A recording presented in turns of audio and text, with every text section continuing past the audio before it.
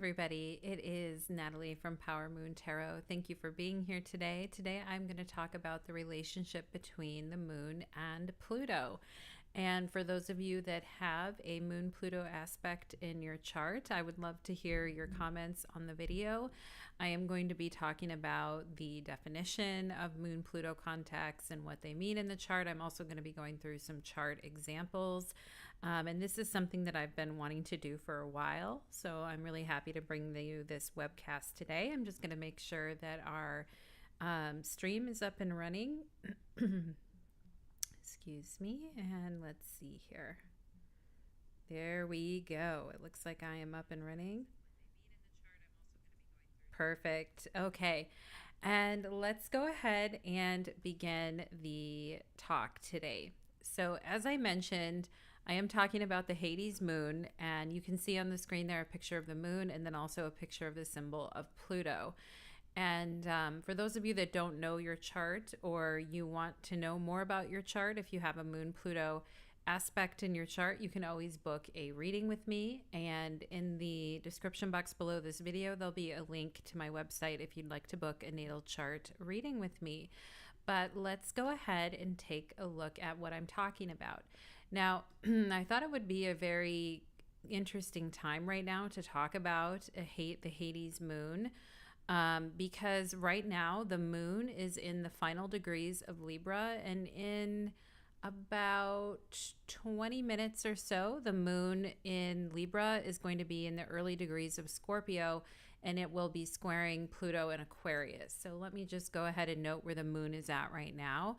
We see the moon is currently at 29 Libra, and in the next 20 minutes or so, it will be in Scorpio, where it will be squaring Pluto in Aquarius. So for those of you that are born with Moon Pluto aspects in your chart, the moon goes through all 12 signs every month. And so the moon is going to square during the month, will square Pluto twice during the month and oppose Pluto one time during the month, and then be in a conjunction with Pluto at one time. Right now, the moon is actually just getting ready to make a square to Pluto in Aquarius. And then after, because then the moon will take several days, and eventually the moon will enter into Aquarius. Well, it will be in a conjunction with Pluto. Eventually, after being in a conjunction with Pluto in Aquarius, the moon will travel all the way to Taurus, where again, the moon in the early degrees of Taurus will be squaring Pluto again. And then we'll have the moon over in Leo, in the early degrees of Leo, and then it'll form an opposition to the moon. And you can see so how the moon travels around during the month, making different aspects to Pluto. And so having a Moon Pluto aspect in your chart isn't particularly all that rare, given how many times that the moon aspects Pluto during the month. But I think it also depends on the rest of your chart. There could be, I can think of 5 people off the top of my head that I know in my own life that have a Moon Pluto aspect. And not everybody has the conjunction, the square, or the opposition. Sometimes it's a quincunx to the moon, or a semi-square to the moon, or a sesquiquadrate to the moon. So it could be some, but today I'm really just going to be focusing on the conjunction with Pluto, the moon in conjunction with Pluto, and the moon squaring Pluto, and the moon opposing Pluto. And so we're going to talk about that today. Now, I called the webcast the Hades moon, and let me actually stop annotating there. And that is not my term that I came up with. There's actually a really good book by a woman named Judy Hall. I'm sorry. I don't know why I said Hill, but Judy Hall. And she wrote this book in 1998, and it's called The Hades Moon, Pluto in Aspect to the Moon. And so if you have a Hades moon, then I recommend taking a look at her book. Now, Judy Hall is since deceased, but I believe she died in 2022. But there is on Google Books, there is like a little bit about her book, which I'm going to show you guys. And she goes through some examples in her book, and she talks about, the moon words versus Pluto words and Moon-Pluto together words. And a couple things that I'll just point out from Judy's book is the title of her chapters of the book, where she's calling the Hades moon the mythic moon, the devouring moon, the rejecting moon, the raging moon, and also the karmic moon. And there's also the cathartic moon and the sacred moon and the renaisscent moon, and then afterlight. And then those are the chapters of her book. And then she goes into moon words, the Pluto cycle, Moon-Pluto words, the death of Princess Diana, a hard gift, the Moon-Pluto, trusting the process, the fickle finger of fate, enmeshed family patterns, which are very typical of the moon square Pluto. And she starts going into charts of examples, which I actually don't have. I used to own a copy of her book back in the day. I don't have it anymore. But when I looked at her list of example charts, I was like, oh, there's a couple on there that I was looking at that grabbed me right away. And one of them was Jim Morrison's chart, which I am going to talk today about. Jim Morrison, the lead singer of The Doors. He had a very prominent moon square Pluto. And I may even mention a little bit about John Lennon, who also had moon square Pluto. But anyway, so that is Judy Hall's book on the Hades moon, for those of you that are wondering. And as I mentioned, I'm going to be going over 5 different examples today. And to help us as we kind of dissect the Hades moon and we start talking about it a little bit more. One of those examples, as I mentioned, is Jim Morrison. We'll also be looking at Meryl Streep, Jewel. For those of you who remember Jewel, she's a singer from back in the day. I'm just scrolling up. There's Jewel, the singer. We also have Jennifer Aniston from Friends. She has the Hades moon. And then one, figure that a lot of people have recently been hearing about is Gypsy Rose Blanchard, who has the moon square Pluto. And those of you probably know Gypsy Rose because she was, in prison up until early at the end of last year, when she was released from prison for being involved in a plot to kill her mother. So we will talk about her chart as well. Now, one thing, a couple people too that I'm going to mention, like honorable mentions that also have the moon square Pluto. So Barack Obama has moon square Pluto in his chart. Elton John, moon square Pluto. Priscilla Presley, Ricky Martin, Angelina Jolie has a moon Pluto opposition. And Miley Cyrus has her moon in Scorpio in a conjunction with Pluto in Scorpio. Now, what's interesting is that, I would also say that the moon in Scorpio is an additional layer of a Hades moon. So if you have moon Pluto, that would be like a moon square Pluto or a moon opposite Pluto. That would be a Hades moon. But if you also just had the moon in Scorpio, you could say that that is also a Hades type of a moon that we would call Hades moon. Lady Gaga and Miley Cyrus both have their moons conjunction Pluto in their chart. And for 2 Scorpio moons, I'm pointing out Edward Snowden and Julian Assange, who both have Scorpio moons, and they don't have them in aspect to Pluto, but they have them like the moon in Scorpio. And so I would call those 2 examples of a Hades moon. And so those are some people that I wanted to bring up to you guys as far as talking about that. But we will take a look at the different chart examples. And the first chart that I'm going to start with is the chart of Meryl Streep. Now let me go ahead and open that up. How's everybody doing? I know allergies have been really bad. I know mine have not been great. And oh boy, it's that time of year, right? So let's go ahead, and I want to open a chart here for Meryl Streep, and let's select her chart as chart number 1. Okay. Excelente. Isha, can you say you have a Hades moon transit if Pluto is a Hades moon transit if Pluto is on natal moon? Hi Isha, thank you for being here and I really appreciate your comment. And yeah, that is something I forgot to mention and should have mentioned that is even if you weren't born with like a moon opposite Pluto or a moon square Pluto or a moon conjunction Pluto, you could still be going through a Pluto transit to your moon because for instance, like right now, Pluto is in the early degrees of Aquarius. So if your moon is in the early degrees of Taurus, Leo, or Scorpio, you could be having a long term, transit to your moon right now. And Pluto transits, they go a long, long time. I also have a moon square Pluto in my own natal chart, and my moon's in Cancer. So when Pluto was in Capricorn for the last 15 years, Pluto and my moon's in the last degrees of Cancer. So in these last 4 to 5 years, I was having a Pluto transit to my natal moon opposing my natal moon, and I have the natal square as well.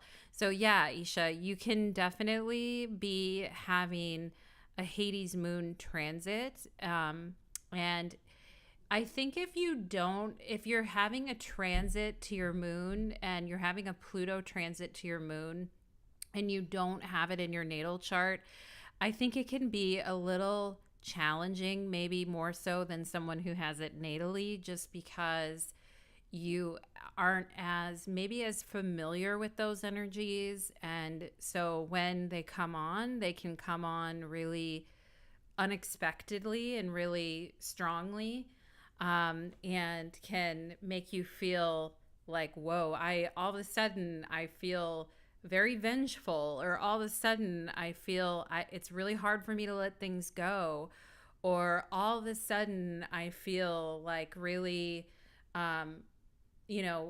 rage. I'm raging about stuff that happened in the past and I don't know why. And all of a sudden, like, I'm usually like a very, like, I let things go easily, or I'm okay with things and I put things in the past and move on. And lately I don't feel that way. If somebody fucks me over, I want to get them back, and that can be very much like a moon Pluto thing where people are having a hard time processing emotions, letting go of emotions. And, the moon Pluto can also indicate like where we feel betrayed or where we feel abandoned, or where it can also indicate that there are issues going on in the family, like the issues with the mother, issues with death in the family, these types of things coming up. Lauren asks, my moon in the first house is opposing Pluto. Am I a Hades moon? Yes, you are. Yeah, Lauren, definitely. Your moon in the first house is opposing Pluto. Yeah, you're saying you have Pluto in the seventh and moon in the first. Yeah, Lauren, definitely. You are a Hades moon. And Isha, yes, I've been feeling power trippy. Haha, thanks for the insight. Yeah. If it's been tough, and we're going to talk about, getting in, especially in the fixed signs in Aquarius, when there's like a battle of the wills and everyone is not letting go of their position, that can be that can be tough. So yes, Lauren, for sure, you are a Hades moon natally. And the interesting thing is not everybody in their lifetime experiences a Pluto transit to their moon, Isha. Like, that is not something that everyone goes through. Because Pluto is such a slow moving planet, it's not going to move through all the signs in your lifetime. And so, like, it's going to be in Aquarius now for the next 20 years. And so, Pluto has a way of kind of grinding things out sometimes too. I know one of my good friends, in the year that her father passed away, I was looking at her solar return chart, and she had the moon Pluto in her first house by transit in her solar return chart, a moon Pluto conjunction, during in the year that her father passed away. And she was going through like a lot of grief and a lot of, transformation in her family. Because the moon does represent families, and, Pluto does represent the big T word, the transformation word that we're always, People are always hitting us over the head with that transformation word.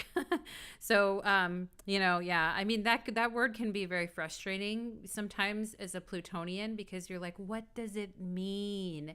Everybody says that I'm going to be going through these transformative experiences, but what does it actually mean?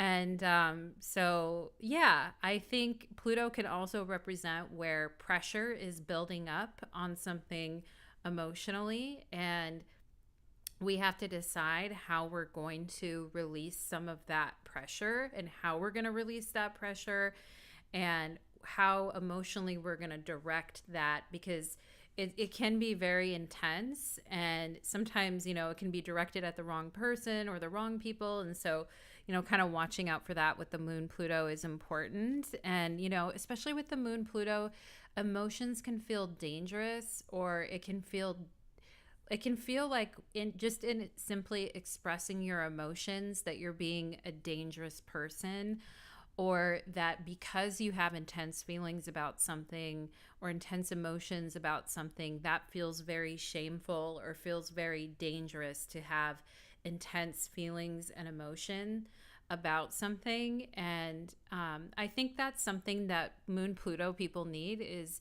acceptance around what they're feeling, and people that will listen, and people that will not shame them for feeling the way that they feel. Yeah. So anyway, those are some of the things that we can talk about with the Moon Pluto. And I'm going to show you guys actually from Judy Hall's book. She has a good, and for those of you that have the Hades Moon, or you're going through a Hades Moon transit, I do recommend this book by Judy Hall called The Hades Moon. And you can find it on Amazon and stuff like that. And she herself had a Hades moon. Her moon was in Scorpio square Pluto. So the author of the book has a Hades moon. So that's always a good sign that she knows what she's talking about. But she's talking about some of the words that represent the moon. And I know it's kind of hard to see because it's in a big old circle here, but I'll read some of you guys, some of the words associated with the moon. Judy Hall writes, digestion, womb, waxing, nurturing, passive, yin, moods, maternal. Okay. When we talk about the moods of the moon, I think it's really interesting because Elton John, the singer, has Moon square Pluto in his chart. And he talked about how his mother ruined his wedding because she was in one of her moods. And because we're talking about the moon, we're going to be talking about mothers and families, women, which are all associated with the moon. And it's interesting because Elton John's mother was a difficult woman, from what it sounds like, and like pretty much ruined his wedding with one of her moods, and so he's got the Moon square Pluto in his chart, and having to walk on eggshells or dance around his mother's moods and things like that. Something that he could have grown up with. And with the moon, we talk about roots and feelings, the unconscious, relatedness with other people, dependency. A lot of people that have Moon Pluto talk about a feeling of not feeling safe.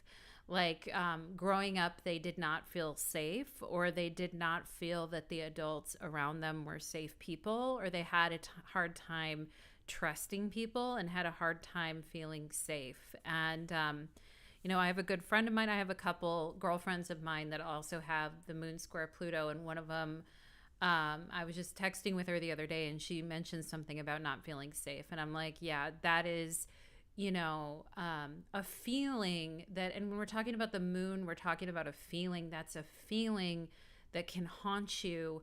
For those of us that have Moon Pluto aspects, this feeling that haunts us our whole life, that we're not safe, or there's something that could come and easily destroy us when we're in a state of vulnerability, and that can be a Moon Pluto thing that does come up.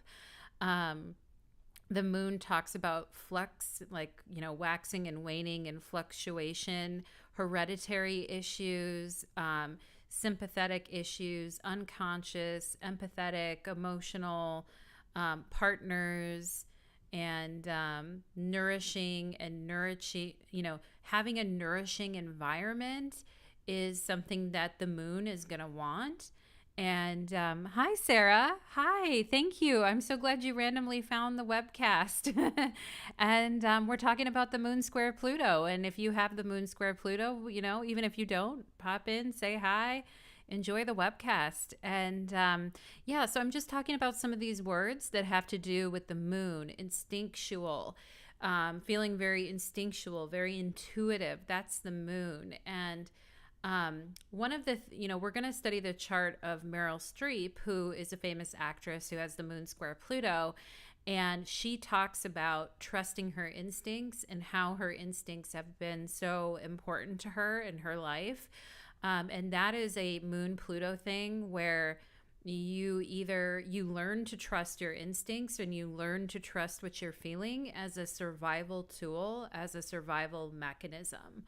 And yeah, so Sarah, you actually have the moon Pluto. Okay, well, you are where you should be then.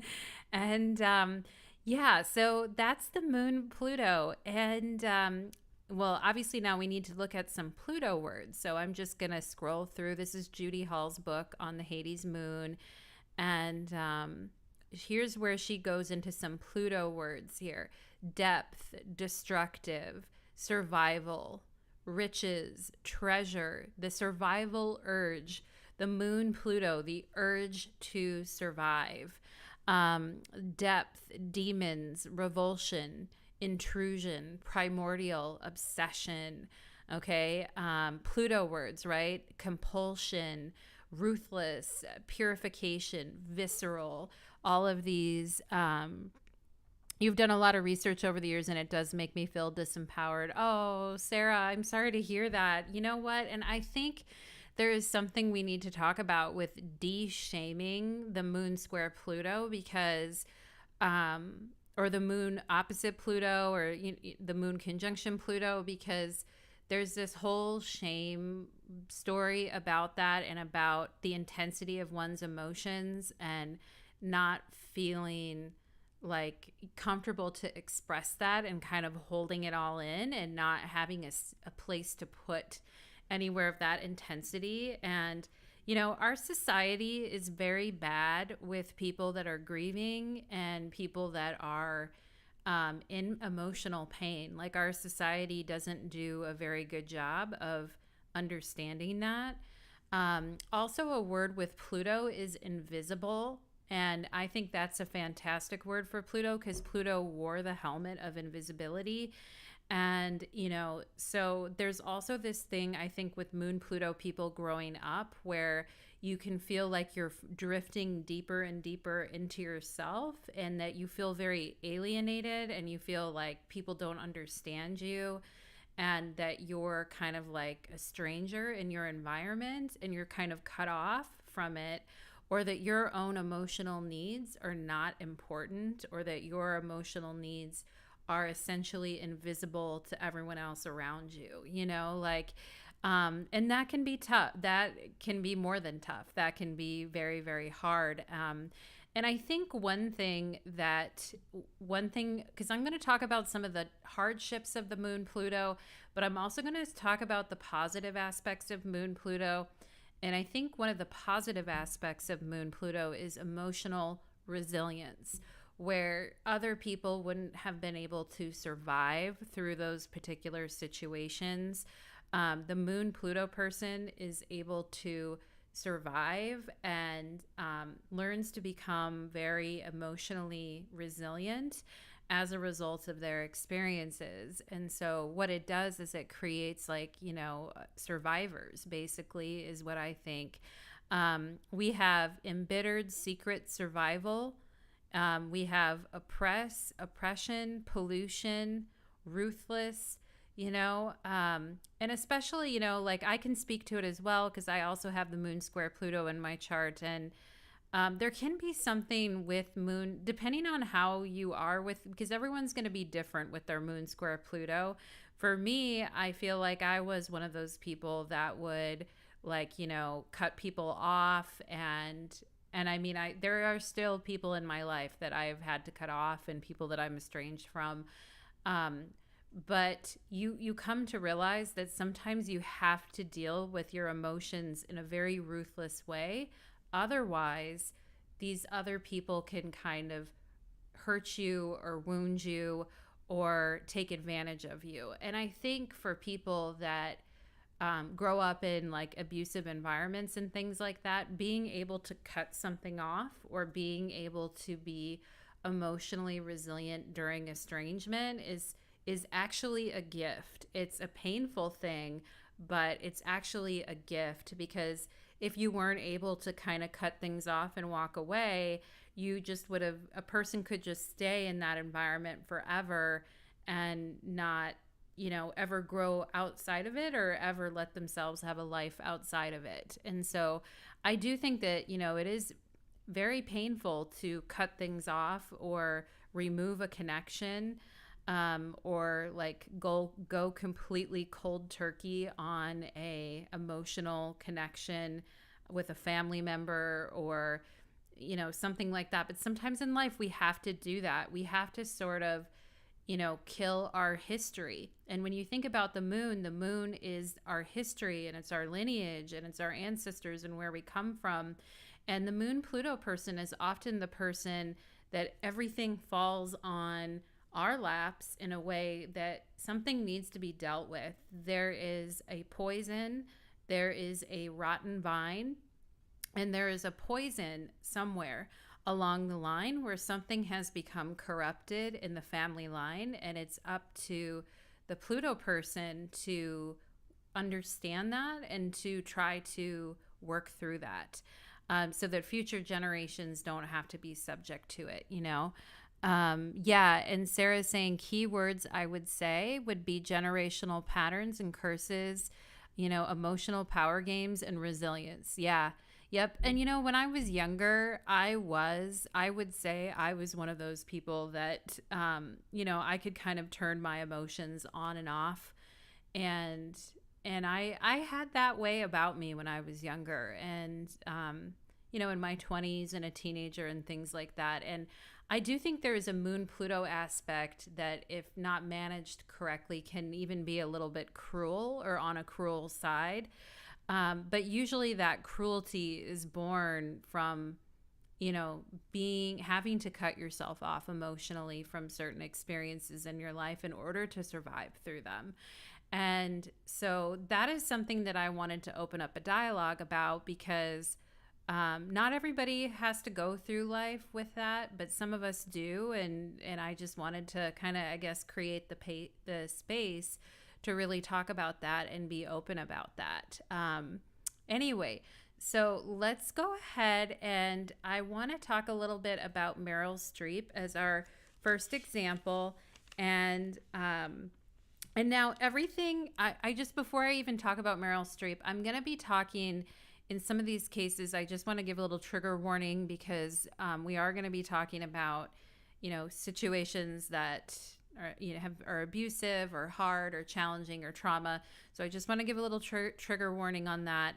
And I also want to say that we are going to be talking about abuse in families, and like family secrets and hidden secrets in families, which oftentimes does come up with Moon-Pluto issues. And even if a lot of times too, I'll notice that even if it wasn't you, even if you had, you may have had a parent that had a very abusive childhood. And that's how the Moon-Pluto can be passed down from generation to generation. Like for me and my family, my mother has Moon in Scorpio, and so she has the Hades moon. She doesn't have it in aspect to Pluto, but she has the Hades moon. And my own mother's story tells a story of abandonment and betrayal and all of that. And my mother was actually orphaned as a child and was adopted, and then her adoptive parents left her. So she had a history of parental abandonment, and Anyway, just to kind of let you guys know that when you are now, and I wasn't adopted, but my mother was certainly a piece of work. She was certainly a piece of work. And I'm sure some of you here with the Moon Pluto, you can relate to that. And the idea of mother as monster or mother as abuser is something that we can look at with the Moon Pluto aspect, but it doesn't always have to be the mother. Like sometimes, it's the father or the family, and the father had a mother who was very abusive, and it's coming down through that lineage in that way. But a lot of times, if you look at the charts of families, you'll see that Moon Pluto is repeating. You'll see Scorpio Moon, Moon Pluto, da da da. You'll see over and over and over again. Anyway, so not everybody that has Moon Pluto has a terrible mother either. I like to bring up the example of Angelina Jolie because she was very close to her mother. They had an incredibly close relationship, and her mother died from breast cancer and ovarian cancer when Angelina Jolie was in her 30s or her early 30s. And she talks about her mother's death. In her mother's death, she said, and Angelina Jolie has the moon opposite Pluto in her own chart, okay? But she said that when her mother died, it changed her as a person forever. She also said that when her mother died, that it was like a protective blanket got ripped away from her.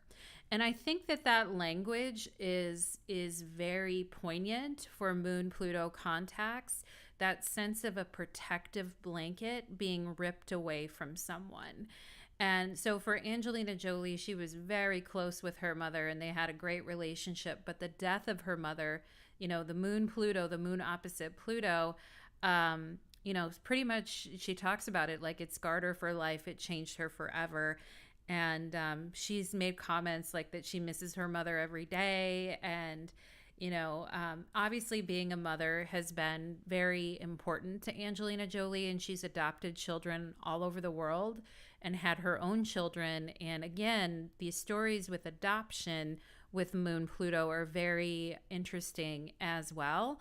The thing about Moon Pluto is that it can show up in so many different ways. It can show up as a woman who's an advocate for children, who goes and adopts children who are in disadvantaged situations. It can be the woman who struggles through, breast cancer, ovarian cancer. The death of a parent at an early age is very Moon Pluto. In my practice as an astrologer, when the Moon Pluto comes up, if it's not related to the person whose chart I'm reading, it usually has to do with their parent or their grandparent. In fact, I was reading a chart for someone one time, and while she had an perfectly fine relationship with her mother had experienced the loss of her mother at an early age, and it changed her forever emotionally. And so oftentimes with the Moon Pluto, we can see the loss of a mother, the loss of a parent, especially when we're talking about, cancer in women. The thing that gets a little, at least for me, I don't know how you guys feel, but it gets a little scary for me, is the Moon Pluto stuff that gets associated with breast cancer and ovarian cancer. Particularly cancers that affect women, especially because the moon rules the breasts and Pluto has to do with tumors and things like that. And so, I think a lot of people know that Angelina Jolie had a mastectomy because she had a double mastectomy because she has the BRCA gene. And, her mother had passed away from breast cancer and ovarian cancer. And so, she had to basically have a double mastectomy because she was a genetic carrier for that disease as well. So we can see like the intensity of the Moon Pluto, and it isn't always a terrible mother who, tries to ruin the life of her daughter. Although, a lot of times it is, but not all the time, right? It's not all the time that it's that way. Sometimes it can be like in the case of John Lennon from the Beatles. His mother wasn't able to raise him growing up. But he was raised by some other family members, but his mother was tragically and traumatically killed right before his 18th birthday. And so that whole aspect of losing a family member at a young age and dealing with the grief of that and the emotions of that is very Moon-Pluto as well. And oh, Sarah, wow, your mom studied a master's in oncology, saw death every day. Yep. And that is, very Moon-Pluto as well. Like, I will also say that Moon-Pluto also has to do with childbirth and like women who nearly die in childbirth. That is very Moon-Pluto. And if you think about the moment that a child is being born and the intensity of that moment and, how it kind of like takes over the body and you like lose control of your body. And especially, in modern times now, we have better medicine for that. But, in the olden days and, decades before and all of that, women were definitely dying a lot in childbirth, and childbirth was a very, very scary thing. And I think that's also very Moon-Pluto.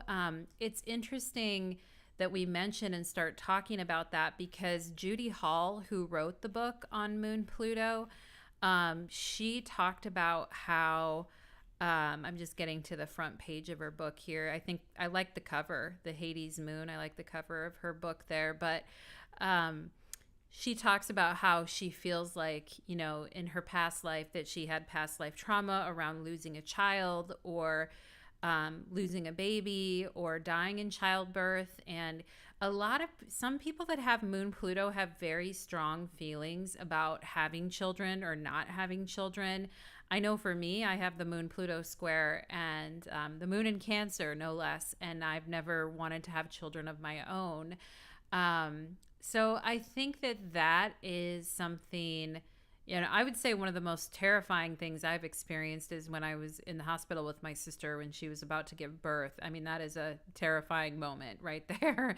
Like, it's like, whoa, this is getting scary. And so yeah, I think that it's interesting, and also too, like, women who are doulas who aid in the birthing process and help bring midwives, doulas who help bring new life into this world and usher new life over that threshold of life and death. That is very Moon-Pluto as well.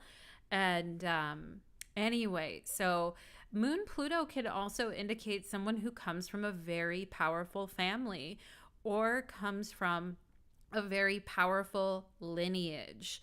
I would also say Moon-Pluto, especially for people that are like into witchcraft or into the dark feminine or into like Kali, Shakti, Lilith, like really into dark feminine energy. I will say that the Moon-Pluto is very akin to that energy and very much tapped into that witchy kind of, woman as destroyer, woman as purifier, woman as, Kali dancing on over all these warriors with her skulls hanging around her belt. Like, this is all very like Moon-Pluto type of stuff.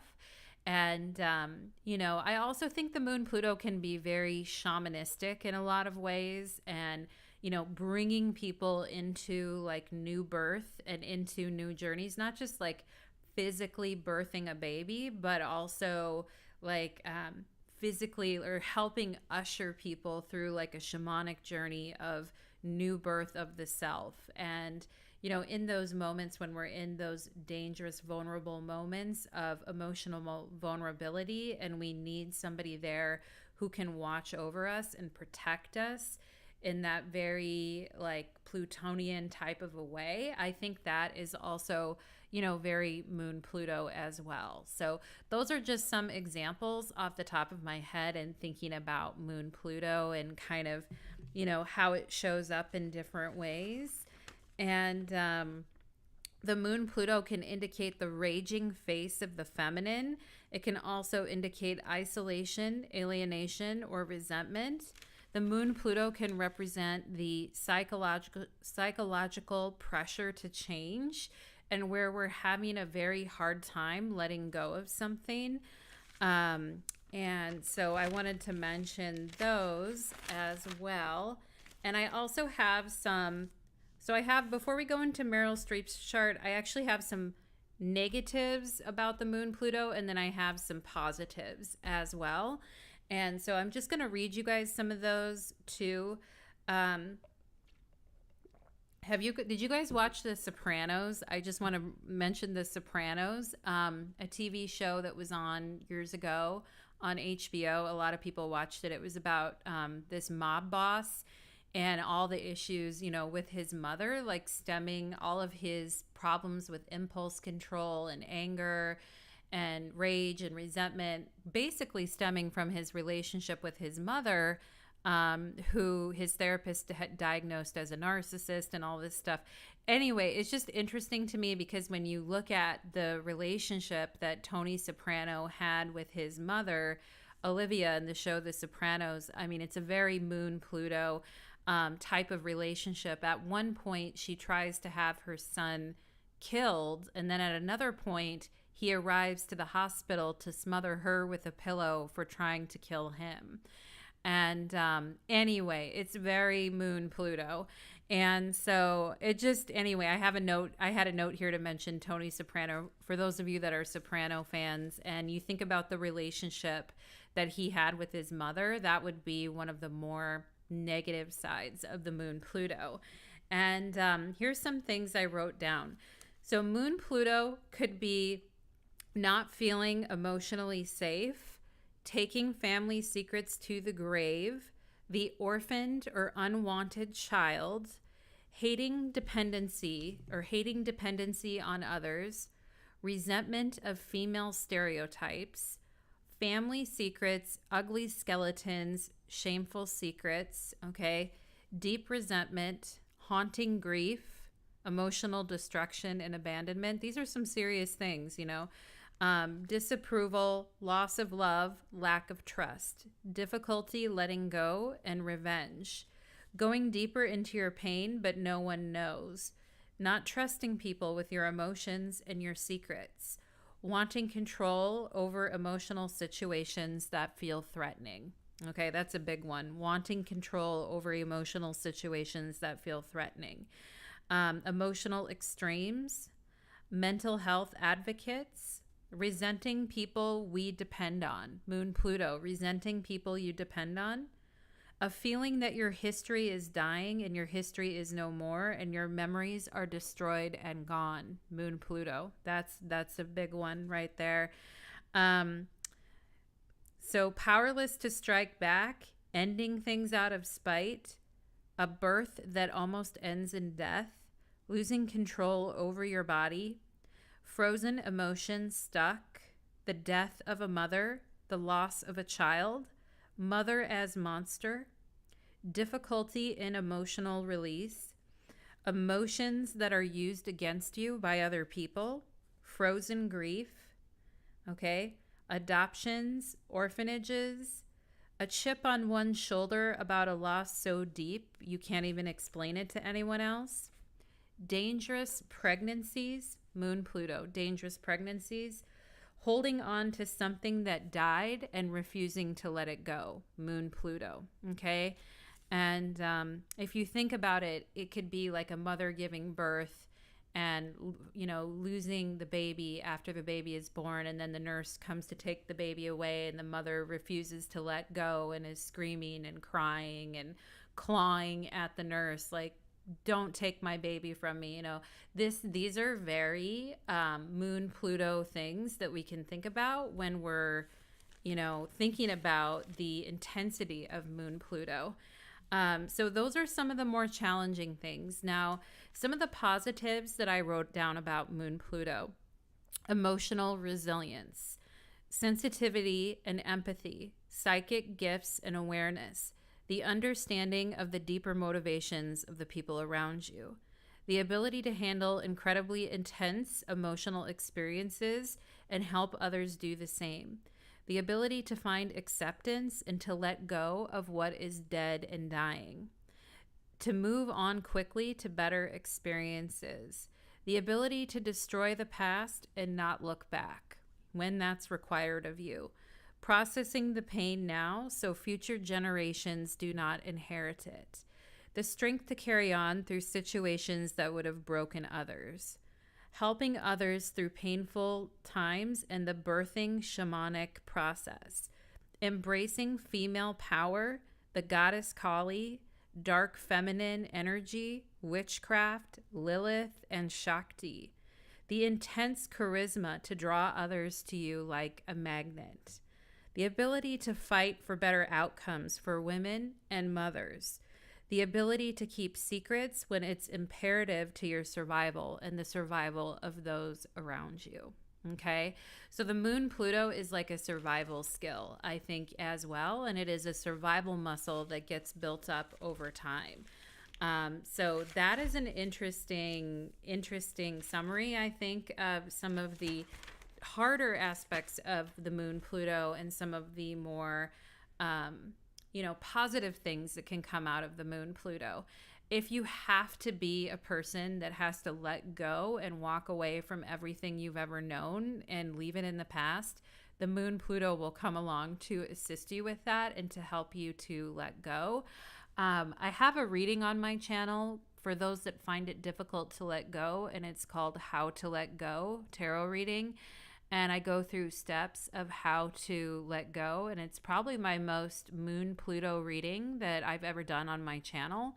So look that up if you're struggling with that yourself and you're not sure how to let go. Do look up that reading, and it's like a Moon-Pluto meditation that I feel like I just kind of channeled and gave to you guys as I was doing this reading on how to let go. But the practical steps that one needs to take in order to let go of something, to accept a loss and move on and move forward. Because we have to do that sometimes in life. We do have to let go. We do have to say goodbye to things, and it's not easy, but it is required of us at times in life. And I think the Moon-Pluto does assist with that. And with that being said, let's go ahead and look at the chart of Meryl Streep. So she is my first chart that I wanted us to take a look at. And Meryl Streep has the moon in Taurus, which the moon is exalted in Taurus. So it's a very nice position for the moon in her 10th house. And she's had a very long, stable acting career. And she is actually one of the greatest actresses of all time. And her ability to deliver like insane performances of insane emotional depth is wild. She's actually been quoted as to be one of the best actresses of all time. And so, and she's a woman who basically showed a lot of like emotional resilience and emotional strength in her life.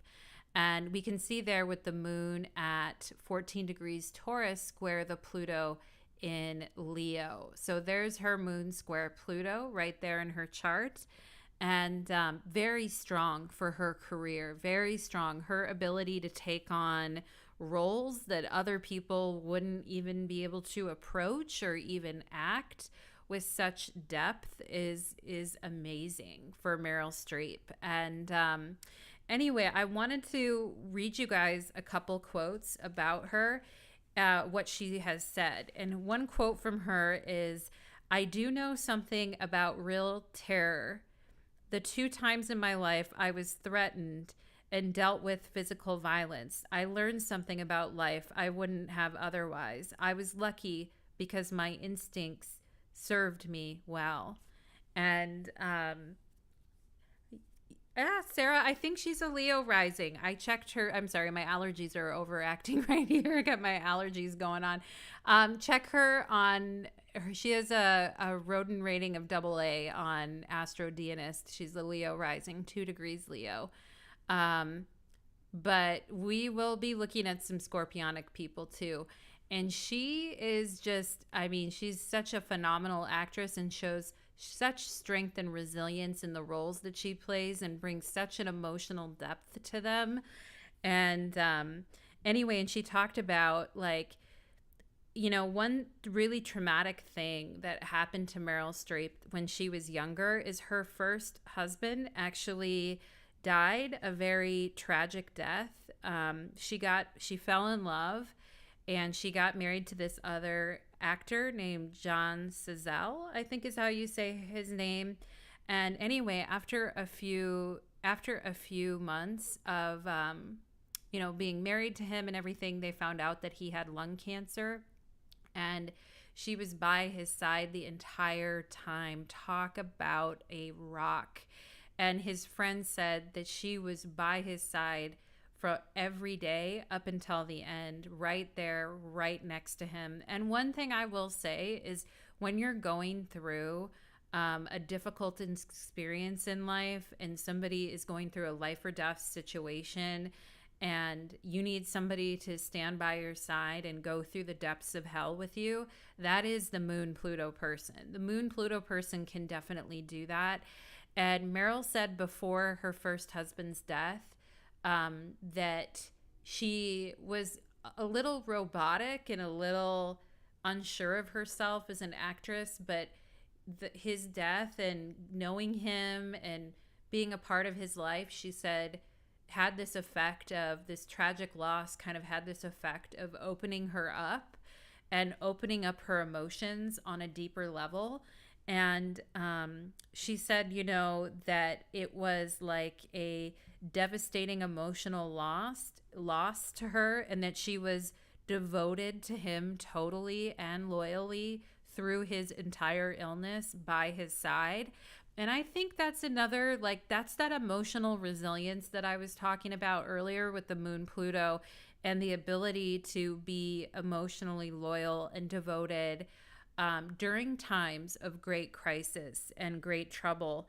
And when she did a quote, about losing her first husband that way so tragically, she said, "No matter what you do, the pain is always there." Now, that's a very Moon-Pluto thing as well. No matter what you do, the pain is always there.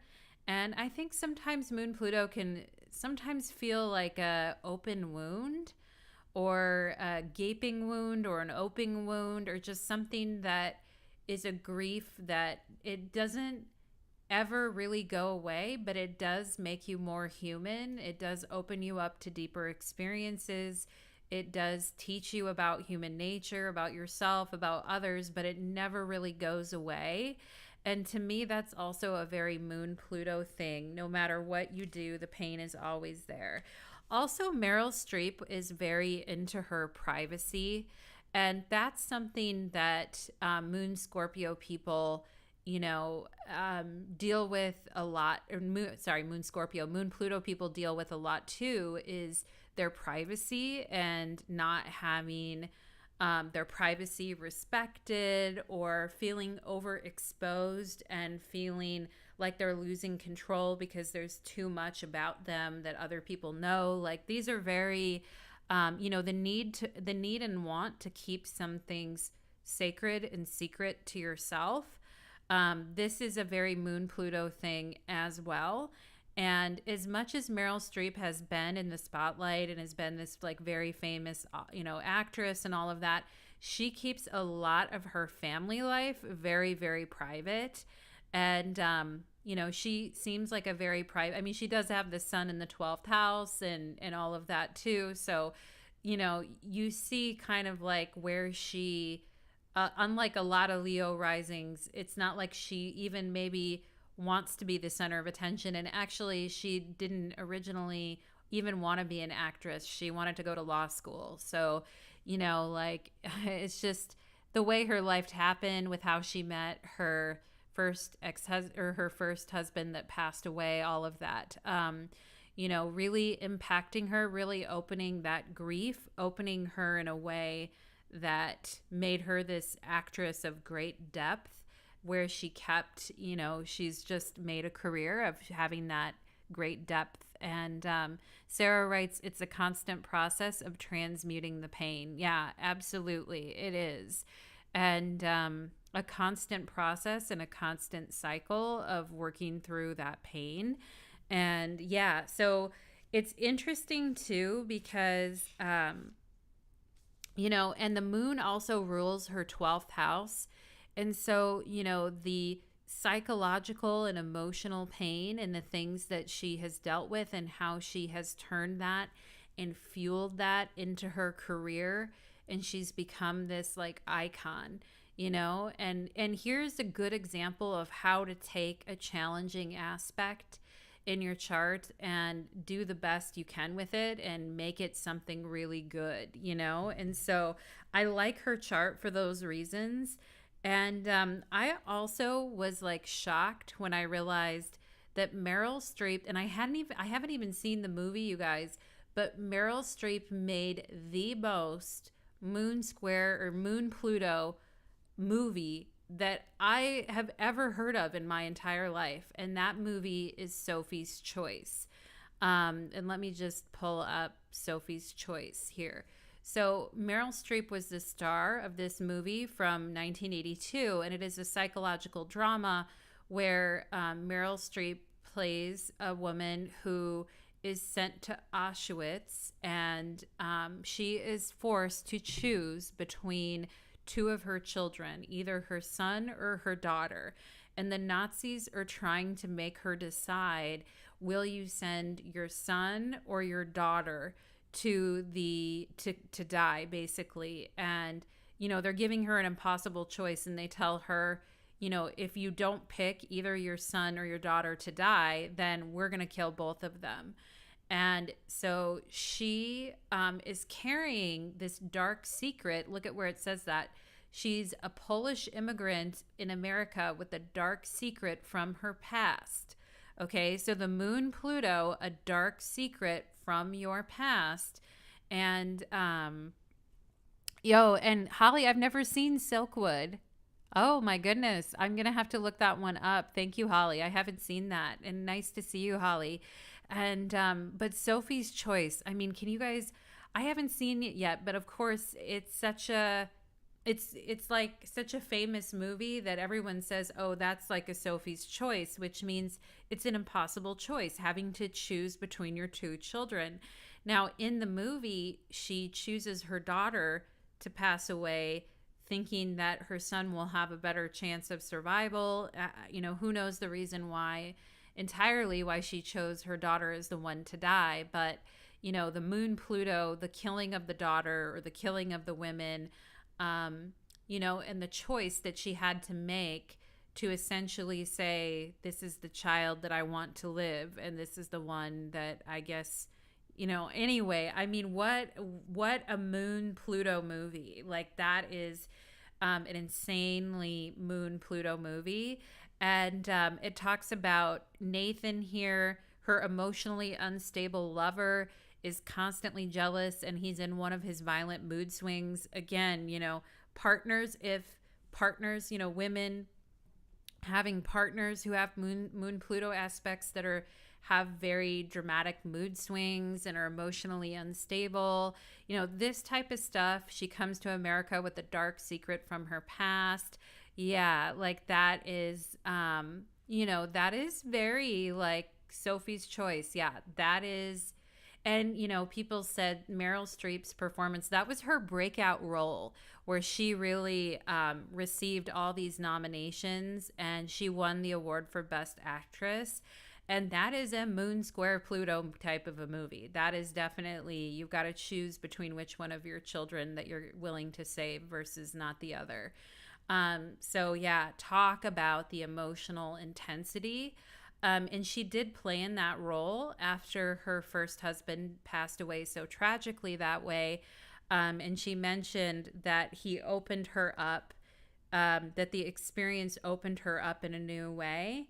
And yeah, Sophie's Choice, a mother forced to decide between which child lives and which child dies. So very, very intense. And when I figured out, like, whoa, like, that is the most, like, Moon Square Pluto movie ever, like, that's crazy. And so, yep, that's Meryl Streep. Now, we aren't going to spend, too long on every chart. Normally, when I do these videos, I really, really work the chart, but we're going to, in this case, we're in the essence of wanting to look at several examples. We're going to open up some more charts here. And next, we are going to look at Jim Morrison, who I love. I love, love, love Jim Morrison. Sarah says, I've noticed the roles actors play in movies is actually aligned with their charts. I agree with you, Sarah. Yeah, I agree with you. I think that that is true. And, there's something within that allows them to find the pain, like Meryl Streep drawing on her experiences of pain and loss and grief and having to face these choices. And yeah, I completely agree with you. I think that that is a real thing, that actors oftentimes play roles that exemplify their chart. You look at someone like Brad Pitt, he has like a ton of planets in Sagittarius, like Mars in Sagittarius, all these planets in Sag. And he's always playing these like high octane adventure roles. And it's very different than like a Moon square Pluto, like a very intense kind of drama, emotionally psychological drama type of a thing. Yeah, so I completely agree with you on that, Sarah. That is a good point. And let's move on to Jim Morrison. So I love The Doors. And for those of you, come on, baby, light my fire. This is the end. My only friend, the end. You guys know, you guys know The Doors. Everyone knows The Doors, right? But maybe not the younger generation. I don't know. But Jim Morrison, known for his like outrageous crazy stage performances and just kind of like letting loose and going wild on stage. And of course he's got Venus and Scorpio, so he's that dark lover, and he's the Sagittarius sun. And he's anyway, I used to carry a book of his poetry around with me in my backpack when I was younger because I loved his work. But anyway, he also has the Moon square Pluto. Let's take a look in his chart. He has the Moon in Taurus in the 4th house, square Pluto in Leo in the 7th house. So he's got that Hades moon like we were talking about before. He also has the Hades moon as well. Now, let's keep in mind that Jim Morrison really brings out the alienated aspect of the Moon-Pluto conjunction and the estrangement and the lack of connection. And it's interesting because Jim Morrison used to tell interviewers and tell people in general, anyone that he met that asked about his family, would tell everyone that his family was dead and that he was an orphan. And what's interesting is Jim Morrison would either tell people, I'm an orphan, my entire family is dead, or I'm an only child and I have no siblings. In his last will and testament, he didn't have any children and he did not have a relationship with his family, so he left everything to his girlfriend. But the reason why he, basically, what did I write here? So he wrote that he was basically that he didn't belong to anyone and his past was locked in a box. He did not like anyone in his family. In fact, he detested his parents. He absolutely hated his family and hated his parents. Now, what's interesting about him is that his father was in the Navy and he was a very strict disciplinarian. And as we know, Jim Morrison is a Sagittarius sun. He's an artist. He has this lovely Mars-Uranus conjunction there where he sun opposite Mars, fighting with his dad, fighting with authority figures. If he doesn't like something, fuck it. Explosive tempers around his house, a lot of explosive tempers.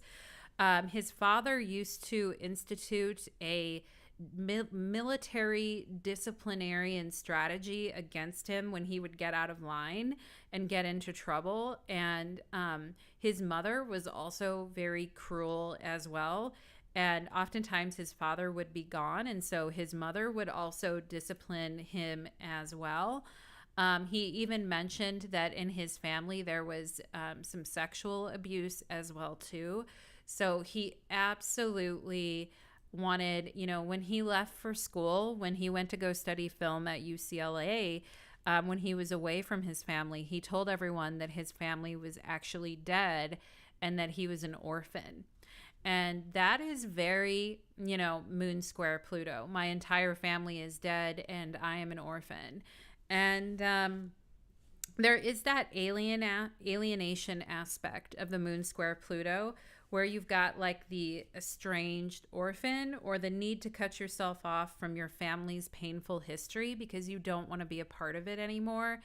And, Jim Morrison described his relationship with his family as an open sore, and that his father would humiliate him until submission in order to bring him under his thumb. Yeah, Sarah, dead to me. That's right. That's exactly it. Like, he's basically like, this family is fucking dead to me. Like, fuck you. And what is so interesting is that his father was always trying to change him or get him to be someone he wasn't. He never felt accepted by his family. He never felt like he belonged with them. His father, when his father saw, because they didn't even know when Jim died, they didn't even know he was famous, like that he was as famous as he was. And when his father first saw that he put out a record, he wrote Jim Morrison a letter that was like, this is horrible. You're never going to be successful. You're never going to amount to anything. Like, wrote him this nasty letter. And Jim Morrison hated his family. And there's in his lyrics to the song The End, when he starts, like going off into like a psychedelic, like wandering around the stage, which I absolutely love about him. He's a total quintessential Sagittarian wanderer. But in the song The End, he's like, Father, I want to kill you. And Mother, I'm going to fuck you. And he's just going off. But in the song The End, he says, Father, I want to kill you. And I mean, he's just going off. And so Jim Morrison, this very fascinating figure. Now, it's interesting because after he died, you see his family trying to scramble to try to explain why he estranged them and try to kind of explain who he is as a person. And you see them kind of like failing miserably because they don't actually know him and they don't know who he is. His sister said that she believed that he just liked the mystique, that he just liked being, mysterious and pretending that his family doesn't know him because he just likes being mysterious, And it's like, no, I don't think that's the reason why he didn't want to talk to you all. I think because you're all a bunch of fucks. Like, that's why I think he didn't. I don't think he was into mystique.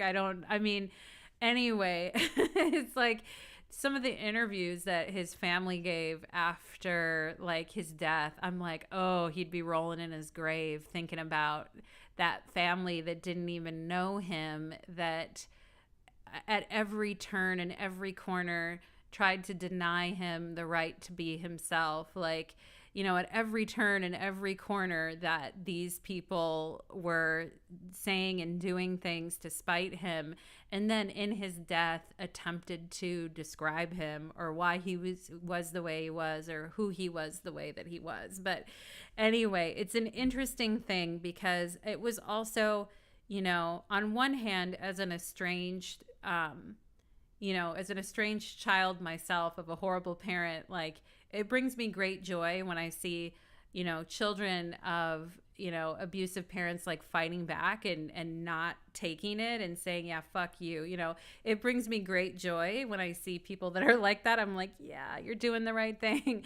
But it's also really sad too, I think, for him, that he had to do that. And sometimes I think it also points out the shame that is sometimes there with Moon-Pluto, and how you don't always want to explain. There can be a lot of painful estrangements with Moon-Pluto, and you don't always want to explain that to people, and you don't always want to get into the detail of that. And sometimes it could just be easier to go around and tell people that your family is dead. And, nothing says my family is dead like the moon square Pluto. The moon is family and Pluto is death. My family is dead. And the truth of the matter is I don't think his family ever knew him. I don't think they really got him or made any effort to understand him. And it wasn't till after his death, when they realized how famous he was, that they pretended to care. And it's like, yeah, I don't think so. So it's a very interesting, his sister said that he liked the mystique and he didn't want to be from somewhere. He didn't want to be from anywhere, and he liked the mystique. But a lot of people that talk about Jim Morrison say that he was also, a very lonely person as well. And that he was always on the road and he was always gone. And, I think he really exemplified that Moon and Taurus energy of being involved in life for your senses and wanting to experience, all the Dionysian flavors of life, and, gorging yourself on wine and food and women, and gorging yourself on the sensuality of the moon in Taurus because you're unhappy or because you're not satisfied with something in your life, can really be. And you can see that moon is also in a wider quincunx there with the Neptune as well too. And we know that he had, a lot of problems with drugs and alcohol and things like that. And that he, the Mars-Uranus conjunction in the 5th house, that he was a very volatile person in some ways as well. He probably got some of that volatility from his father, and his father's, why can't I think of it? His father's temper is what I'm trying to say. So I'm like, why can't I think of the word? But his father's temper. And yeah, so we can see those wounds from childhood run very deep for him. And, as a moon in Taurus in the 4th house, having a stable family or having a stable group of people to be around could have been very beneficial for him, psychologically.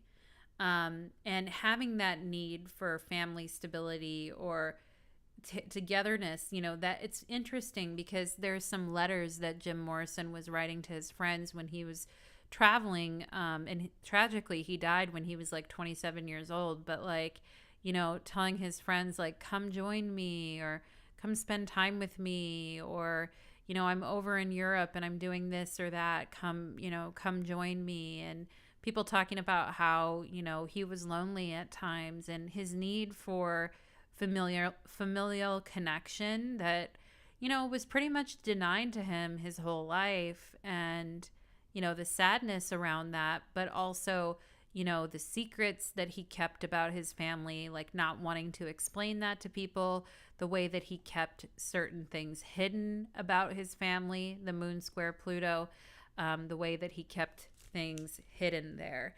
And I really do think that in Jim Morrison's chart, it does talk about the alienation aspect of the moon Pluto, and how we sometimes need to cut ourselves off from a very painful family history.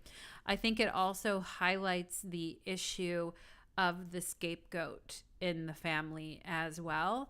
And the way that, the family needs a scapegoat, especially in those very abusive environments. And oftentimes you can see the person that has Moon Pluto in the family that is carrying that mark of the scapegoat or the outcast. and where they just refuse to accept him for who he is as a person, or who I am as a person makes all these people uncomfortable. So it's easier just to not be around them. So very interesting, but also sad story with Jim Morrison, and such an amazing, talented person. Let's go ahead, you guys. I want to select our next chart. I'm going to show you the chart of Jewel. And those of you, do you guys know Jewel from back in the day? Who Will Save Your Soul? Do you remember Jewel? She did all her... anyway, there she is right there. And there she is there. You might recognize her. She's a singer-songwriter, amazing singer-songwriter. And Jewel was born on May 23rd, 1974. And she was raised in Alaska, where she grew up singing and yodeling as a duo with her father, a local musician. And anyway, she is amazing artist. But here she is. And these days, she talks a little bit more about her history. Now I'm going to show you guys her moon square Pluto. Now for Jewel, she has the moon at 29 degrees Gemini, and the very last degree of Gemini square the Pluto in the early degrees of Libra. Now this chart has a C rating, so the birth time may be a little bit off, but regardless, that moon is at the very tail end of Gemini, about ready to enter Cancer and make a square to Pluto. So again, we have a Hades moon. We have the moon square Pluto, the moon in the 9th house square Pluto in the 1st house. That moon is also very close to Saturn as well too. Do you see how the moon is at 29 Gemini, and then we have Saturn at 3 degrees Cancer? That moon is also very, very close to the Saturn in Cancer. And so we're going to talk about Jewel's chart a little bit. Now, Jewel talked a lot about growing up in Alaska with her father, because her mother basically took off. Her mother was a very unreliable figure. We can see that moon in Gemini at the 29th degree. Her mother was a very restless and unreliable figure. Now, her mother took off, and she was raised a lot by her father growing up, who was a violent alcoholic and could be very aggressive at times. And so Jewel always thought of her mother as being very calm, that she was very soft, and that she never yelled. And she always felt that her mother was the good one, and her dad was kind of the bad one. And I've noticed this with Moon-Pluto, that oftentimes there's a misidentification of which parent is really the most fucked up, or which one. It's like a hidden thing. And with the Moon-Pluto, it's sometimes, especially when we're younger, we don't always understand the family dynamics in our family that well. I know for me, I didn't. I have the moon square Pluto in my chart, and I grew up thinking my father was the problem, or that he was the main. And again, he was a problem. He did have issues, but it wasn't until later in life that I understood my mother's role and what she was really capable of, and the way that she was. And so I think it's interesting, because Jewel had that same type of thing in her life, where she saw her father as this very demanding, aggressive figure, but her mother was represented for a long time she liked her mother a lot, or she thought her mother was a good person or a nice person.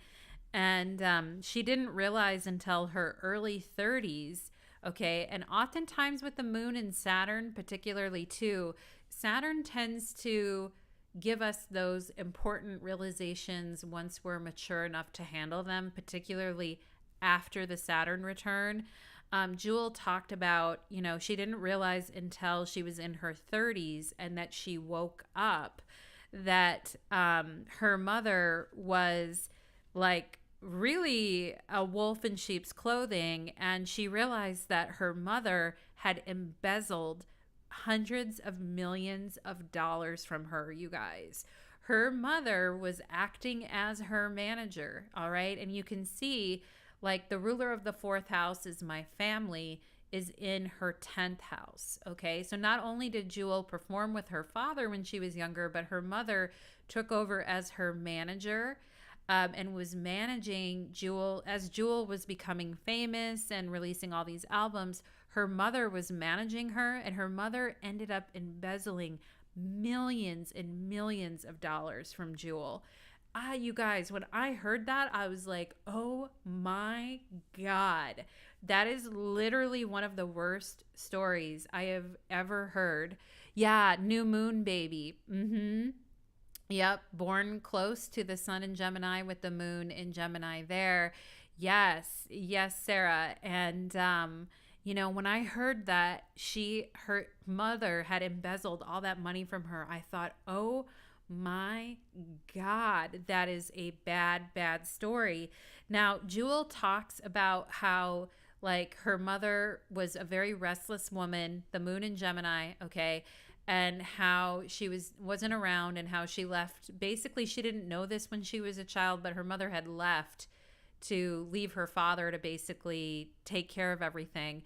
But later in life, Jewel connects with her mother, and her mother used to say things to Jewel like, "Jewel, you're so powerful. You can turn lights on with your mind. You're such a powerful person. You can turn lights on with your mind." Now, that's a moon in Gemini thing. And it's a Moon-Pluto, moon in Gemini thing where there is an aspect of the Moon-Pluto that has to do with brainwashing and trying to control someone's perception of things. And I do think with the moon in Gemini, like Jewel realized it wasn't that. And so because her mom told her, "Jewel, you're so powerful and your mind is so powerful. You can literally turn lights on with your mind," like moon in Gemini, And because her mother told her that, she used to sit in a room for hours focusing on a light, trying to get the light to turn on. Now, Jewel says later in life, she realized that her mother was just saying that because she didn't want to watch Jewel, and she didn't want to interact with her, and she didn't want to talk to her. So she would tell her stuff like that. So she would just go and sit and stare at the light and try to turn it on with her mind, and making her daughter believe like that you have special powers and go stare at this light. And it's just crazy, and especially the moon in Gemini at 29 degrees Gemini, like, her mother telling her really weird things that kind of get in her head and make her second guess her reality and make her do stuff that she wouldn't normally do. I think this is very moon in Gemini. Also, her mother being a very unreliable, like mother figure, like constantly gone all the time, short attention span, didn't want to watch her, always off doing other things, like telling her weird stories to get her to focus on other things besides the fact that she didn't want to be there. So, this type of thing, and Jewel realizing later in life that her mother is the one that, really fucked her up in a lot of ways, even though, because she said with her dad, she knew like her dad could be violent when he would drink and he'd get aggressive, and you could see him coming a mile away. But with her mother, it was this twisted story that ended up going on. And the moon in Gemini, the mentally unstable, unreliable mother, moving all over the place. Jewel said at one point she hitchhiked like 500 miles just to be close to her mother and to see her mother. But you can see her mom is playing mind games with her, like, telling her, "Oh, you're so powerful. You can turn the light on with your mind." And then she's sitting there for hours trying to do it. Like, this mother is playing mind games with her. And we see that with the moon in Gemini square the Pluto in Libra. And yeah, that is not good. We see the Moon-Pluto like brainwashing about what's wrong in the family, and the parents that we identify as the worst Sometimes the parent that we identify as the worst in our family oftentimes isn't the worst, it's the other one, and that betrayal hurts even worse.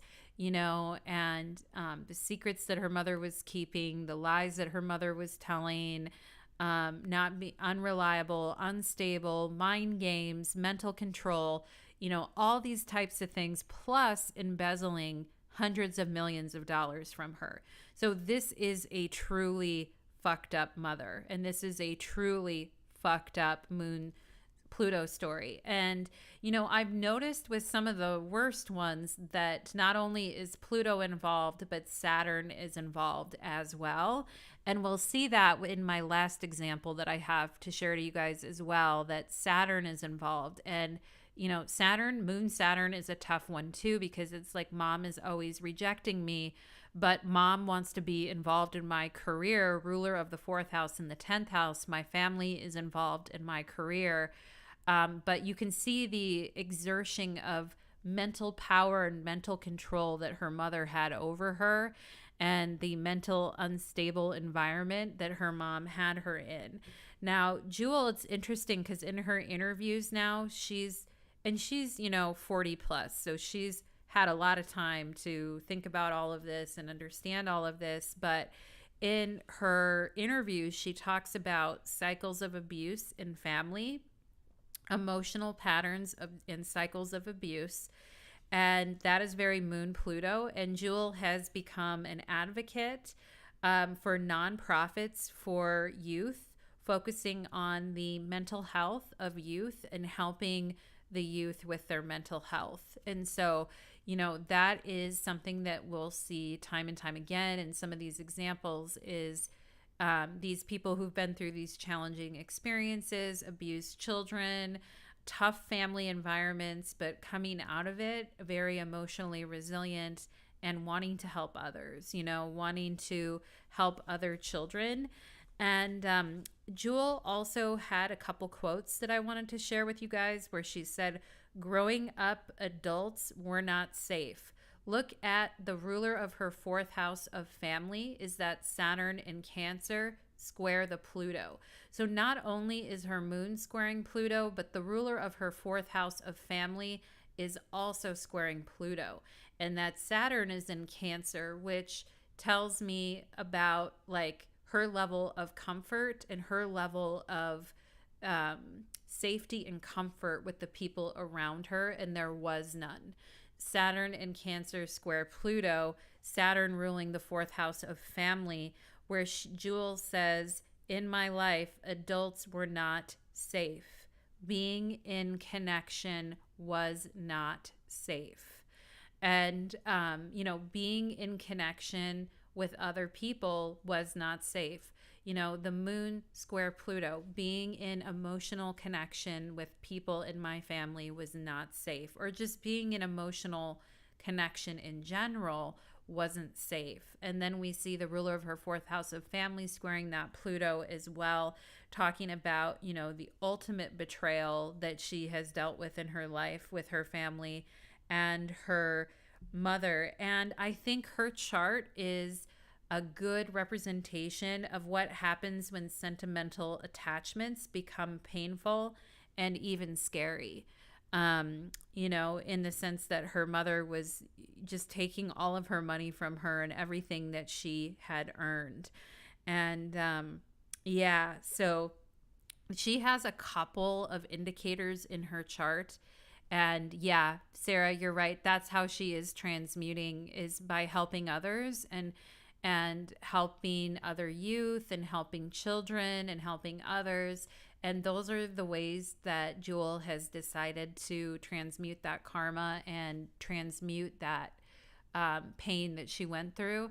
And I really like Jewel's TikTok. I've watched her TikTok a few times, and she just seems like such a neat person, such a caring person and everything. And it's just horrible that she had to go through that experience and go through what she went through.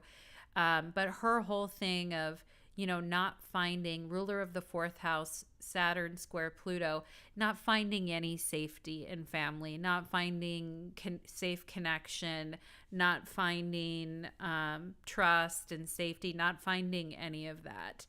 And how she has managed today to become the person that she is, to be a kind, caring person, a mature person, like, helping others, all this kind of stuff.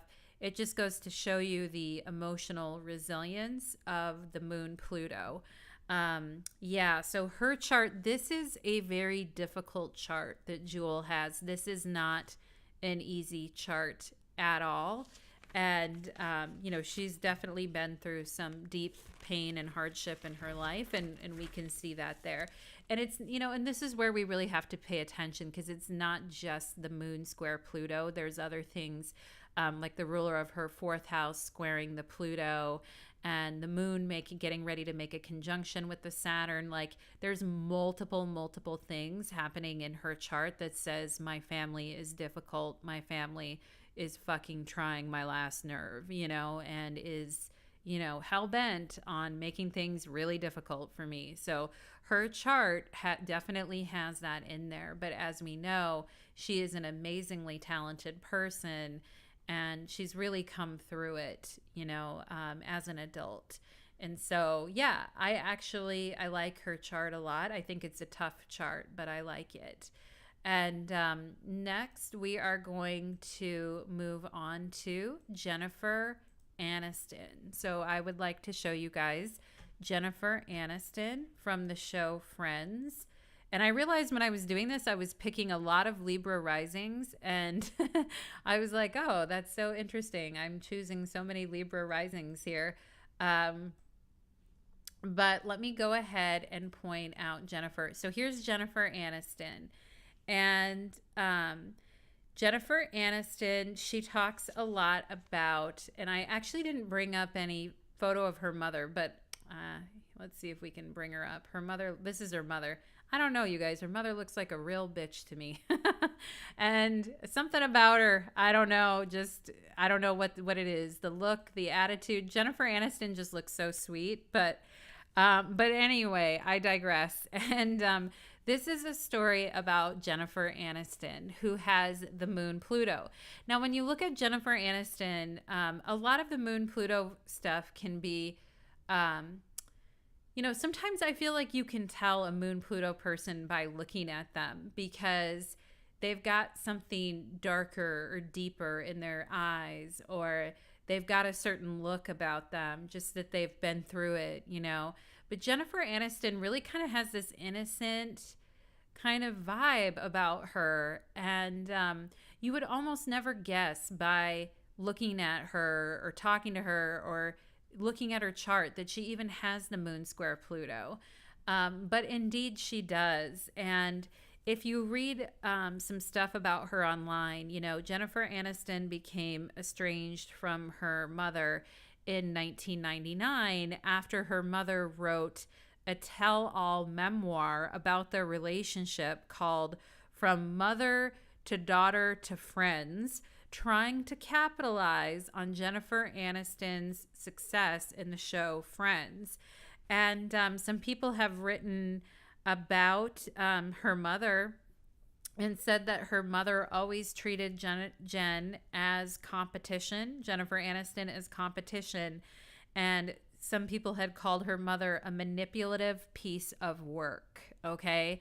So when people are talking about it online and everything, people tend to talk about her mother like she is a narcissistic mother. And from what I read, in the book where she was writing about Jennifer Aniston and their relationship, she was writing it like they were really close, but Jennifer Aniston said her mother was a model, and put all this emphasis on appearance and looks. And because Jennifer Aniston wasn't like a model looking child, she said, I had frizzy hair and I had a different face and I didn't have, perfect features like my mother. And I didn't look perfect like my mother. And my mother wanted a daughter who looked perfect and was a model like her. And I was never good enough for my mother. And Jennifer Aniston, what's crazy about that is Jennifer Aniston is a gorgeous woman, and like almost every woman in America was getting their hair cut like Jennifer Aniston from watching Friends. Like, I mean, Aniston became an icon in and of her own accord, but her mother growing up was horrible to her and making her feel ugly and making her feel less than because of the way that she looked. And we can see Jennifer Aniston has the moon in Sagittarius, square Pluto in Virgo. And that's a pretty tight square. It's only 1 degree off. So indeed, she is a Hades moon herself. And Jennifer Aniston also, how we were talking about how Meryl Streep did the movie Sophie's Choice, which is very like Moon-Pluto movie. Jennifer Aniston did a movie called Dumplin'.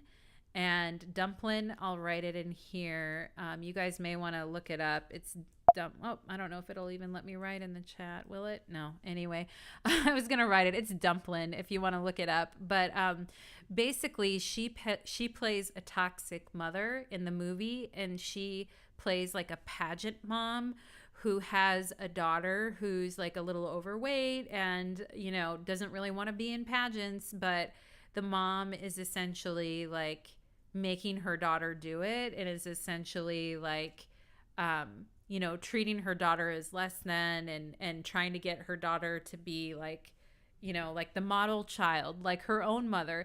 And again, to your point, Sarah, how you said that you've noticed that actors play in movies that actually are aligned with their chart. Yeah. And I think Jennifer Aniston said that basically, she said her own mother was very critical of her, and that her mother had a very unforgiving nature and had a very bad temper and would scream and get hysterical with Jennifer, and and all of this. So it's interesting with Dumplin'. Thank you, Sarah. Thank you for writing that. I was going to try to write it in the chat, but it wouldn't let me. But Dumplin'. That was the movie. You guys should check that out, because that's another Moon Square Pluto movie where you've got this mother whose priorities are completely wrong and completely off, and she like fails to even realize like how her own child is suffering, and just kind of keeps pushing her child to do something that isn't good for her or that she doesn't want to do.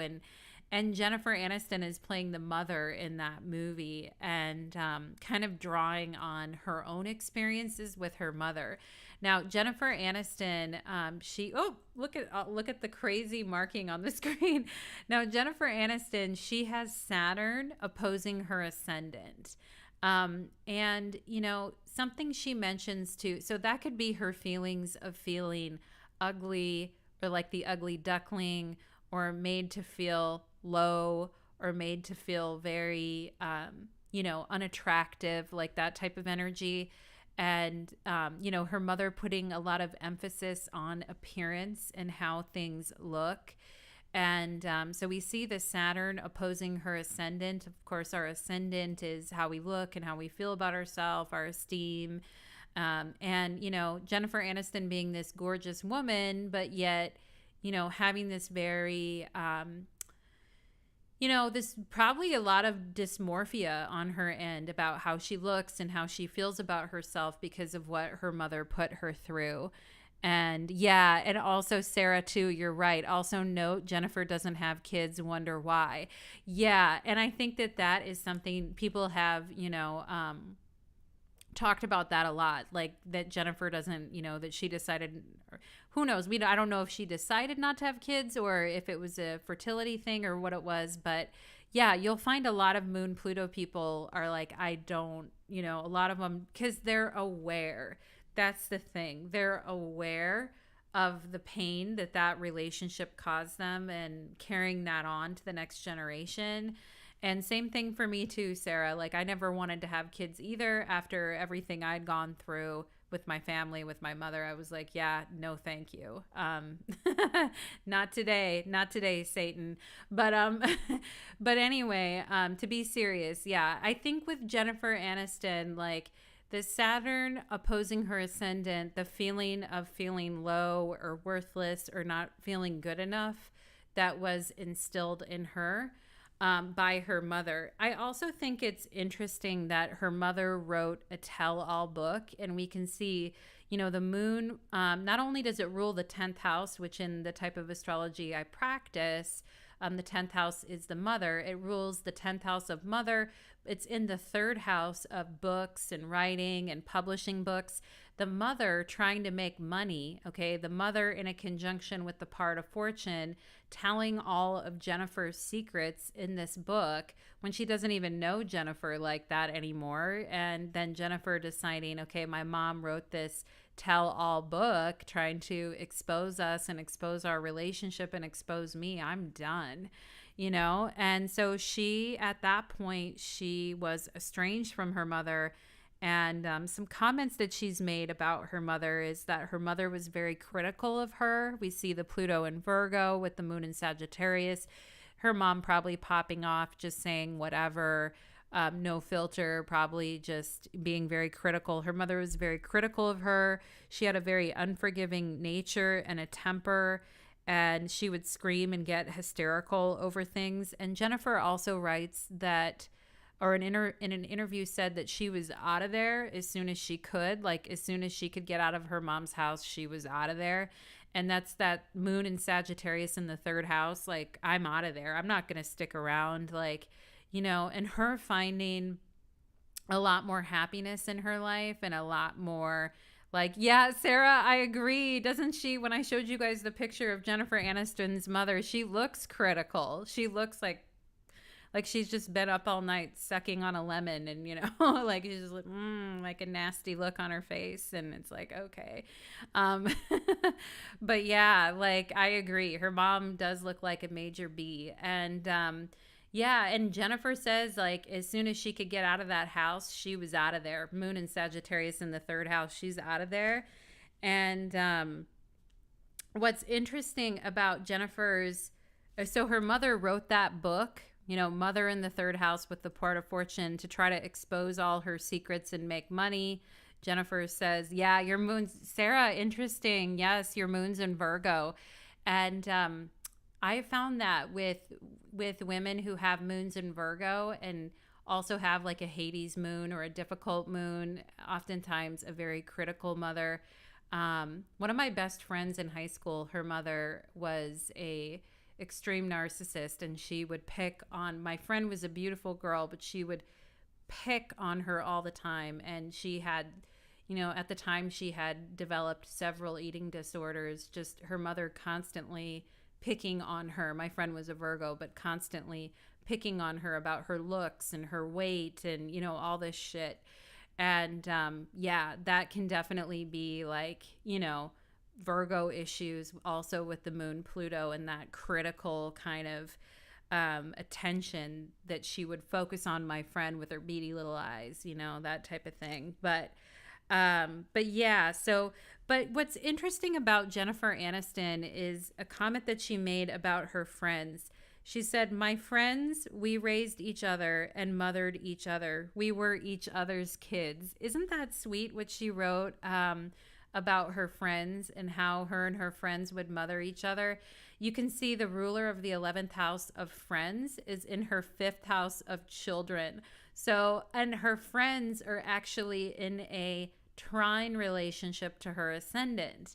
And so that's so funny that she says, Jennifer Aniston said, my friends, we raised each other. We mothered each other. We were each other's kids. Like me and my friends, we took care of each other. We mothered each other, and we were each other's children. And I think that that is very beautiful. And, she was on a show called Friends. And so Friends have had a very positive impact on her life. The ruler of the 11th house of Friends is in her 5th house of children and pleasure and joy. And it is trine her ascendant in Libra. So, it's like, even though she does have this terrible mother who was awful to her and treated her as competition and all this stuff, she loves her friends, and her friends are like her kids, and she's like a kid to her friends, and they mother each other and they love each other.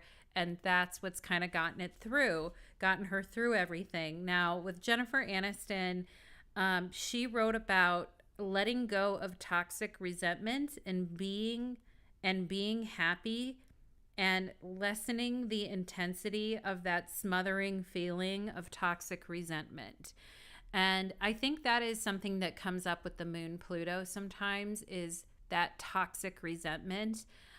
Sarah, you're saying friends are important to her as an Aquarius. Yeah, absolutely. And that represents a very positive, bright spot in her life, despite all the other things that she has gone through, And her, Jennifer Aniston approaching it as, hey, I'm going to use this opportunity to let go of toxic resentment. I'm going to focus on being happy in my life. And I'm going to focus on, getting away from that smothering resentment, anger, rage feeling of my mother, and focus on my friends and focus on my life and my happiness and my joy. And yeah. And actually, she did really care about her father a lot. We can see the son represents the father, and he's in a trine to her, but then the mother is in the square to Pluto. And so, yeah, I mean, in most of her interviews, when she's talking about her father, she speaks of him much more positively. But her big thing is letting it go and moving on from the toxic resentment and the pain. One of the things that I think Jennifer Aniston has really had to deal with as a result of having the abusive mother that she did, and the feelings of lack and not feeling good enough, Saturn opposition her ascendant, is the issues she's struggled with in relationships. She is a Libra rising. Relationships are important to her. Venus and Saturn are both in her 7th house, okay? And, Venus is there in a conjunction with Chiron as well in her 7th house. And it's been hard for her she's mentioned how it's been hard for her to open up and trust, and how, she really does like her independence, and how, being independent versus being in a relationship, and her parents' divorce and the effect that it had on her when it comes to her relationships, very much like an Aries Libra type of an issue of my independence versus my relationships, and like me being able to trust things, me being able to feel like I can trust someone in a relationship and open up to them, which may have been really hard for her because of the relationship she had with her mother and the pain that she went through in that.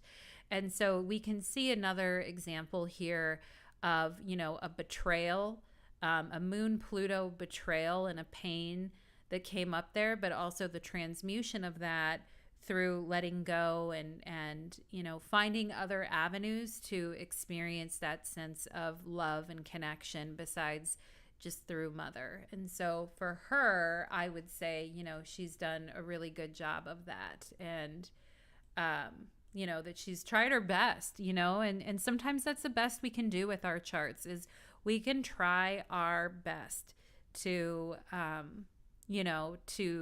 to work with what we have. And that's has to be good enough on some level, But let's go ahead, and I'm going to move on to my very last example for the evening. And this is kind of the big kahuna example that we've all been waiting for. And I am going to bring up the chart because this one really knocks it home. And when I looked up her chart and I found out that she had Moon square Pluto, I was like, yeah, I mean, come on, like, after everything that this poor girl went through and just everything that happened to her. Yeah. So my 5th and final chart of the evening is Gypsy Rose Blanchard. And for the youngins in the audience, you guys probably, and the old ones and the young ones, I'm sure you've definitely heard of her because she has been in the news. In December, she was finally released from her 10-year prison sentence for being involved in a plot to have her mother killed. And again, we're talking about these really intense mother figures and this family trauma that Gypsy Rose Blanchard was really suffering through. And we'll talk more about her story here. But you can see Gypsy Rose has the moon in Aquarius at 14 Aquarius square, the Pluto in Scorpio at 17 degrees Scorpio. And there is her moon square Pluto. Now, in this particular story, Gypsy Rose's mother was a total monster. And I wanted to, no, not Trump. Sorry. Here is a picture of Gypsy Rose Blanchard and her mother. Now, this is before her mother died. And this is when Gypsy Rose was under the care of her mother. Now, let me just move that over because that's kind of hard to see. Now it disappeared. Where did you go? Pardon moi, everyone, while I find my screen. I have too many screens open. And alas, there we go. Okay. Let's move it back. So, who knows who Gypsy Rose Blanchard is? Now, yes, and Sarah's saying, yes, this is an example of extreme control. And yeah, Sarah, you know exactly what I'm talking about with their story. And what is the deal with this mother? Now, this mother is basically no longer alive anymore. But while she was alive, Gypsy Rose, her daughter here, the mother, whose name was Dee Dee, had Munchausen by proxy and was basically, convinced her own daughter from the time that she was a baby growing up that she had leukemia, that she couldn't walk, that her mother was basically using her daughter's fake illnesses to get money, get gifts, get attention. And she was like, they had a house that was built by Habitat for Humanity for them. And her mother loved the attention that she got for having a disabled child. And so from the time that Gypsy Rose was a baby, she was telling doctors that Gypsy Rose had all these issues and she couldn't breathe. And the mother had medical training, so she knew the right things to say. And she knew the right medications to give her daughter to make it seem like she was really ill. And, her mother used to control what she would eat. She would feed her through a feeding tube. She kept her like highly medicated. Her mother had complete control over her. Her mother had her, going around in a wheelchair when she could walk. Her mother said that she had leukemia and had muscular dystrophy and couldn't move her muscles. Like, I mean, this is a psychotic mother who, was loving all the attention, money, gifts, extravaganza, etc. that she was getting as the result of having a quote-unquote disabled daughter. Come to find out, there was nothing wrong with Gypsy Rose, and her mother was lying about all of this the whole time. And you can see in this picture that Gypsy Rose has, as a child, like she lost all of these teeth. And at one point, her teeth started rotting out because of the medication that her mother was giving her. Her teeth started rotting out of her head, and her mother just let them rot.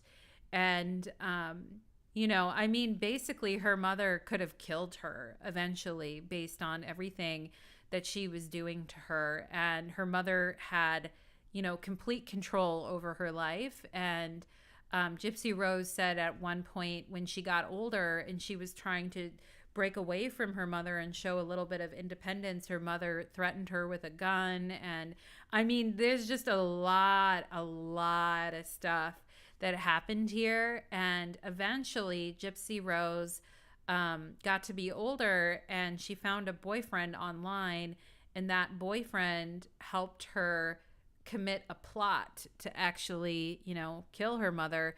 And then, the boy that did it went to prison for it. And then Gypsy Rose went to prison as well for being involved in the plot to kill her mother. So this is a very, very tough Moon-Pluto story. And this one is a little bit crazy, guys. I am not going to lie at all here. And I'm going to move this over so you guys can see it better.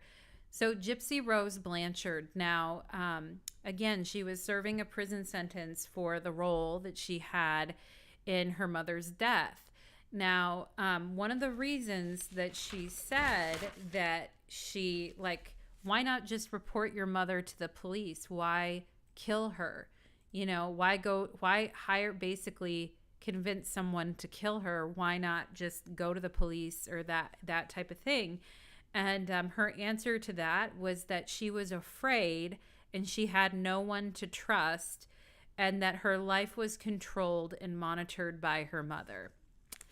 And, you know, that whole feeling with the moon square Pluto of being afraid because you have no one to trust and no one will believe you, and your life and your entire, like, everything, your food, your eating, what you're doing, everything is being controlled by your mother. And again, the moon Pluto can represent a very controlling energy, or somebody who has their claws in something and is trying to control everything.